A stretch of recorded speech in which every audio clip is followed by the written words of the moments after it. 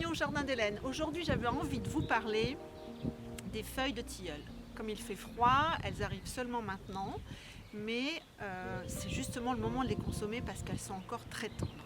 Alors pourquoi je vous parle des feuilles de tilleul? Parce qu'autrefois, on les consommait énormément en salade, mais aussi on les faisait sécher pour faire de la farine pendant les périodes de disette. Donc c'est une feuille qui est très riche et qui contient plein de belles choses dont je vais vous expliquer tout de suite. Alors, les feuilles vont pousser en premier sur les rejets de l'arbre. Donc nous avons la chance au jardin d'avoir un magnifique tilleul qui est très grand, qui est très vieux puisqu'il a été planté il y a très très longtemps, il y a plus de 100 ans.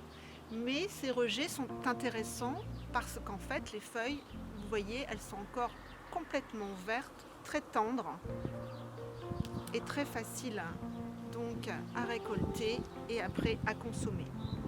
Quand les feuilles vieillissent, forcément il y a plus de tanins. Donc le tanin c'est un antioxydant, mais là quand il y a trop de tanin, il y a de l'amertume qui se développe et dans ces cas-là c'est un petit peu moins bon à consommer.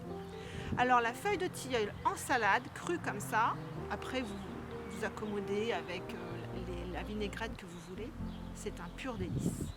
Elle contient des mucilages. Les mucilages sont très intéressants parce qu'en fait ils vont protéger les intestins et aussi amener une satiété assez rapide. Elle contient de l'huile essentielle de farnésol qui va donner ce petit goût intéressant. Elle contient des flavonoïdes qui sont des antioxydants.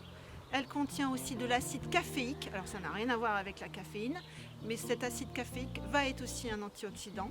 Donc voilà, c'est vraiment une feuille qui est bonne à consommer parce qu'elle contient plein de belles choses. Donc avant de pouvoir vous envoyer les photos sur ma page Facebook, eh bien je vous dis bonne dégustation. À très bientôt.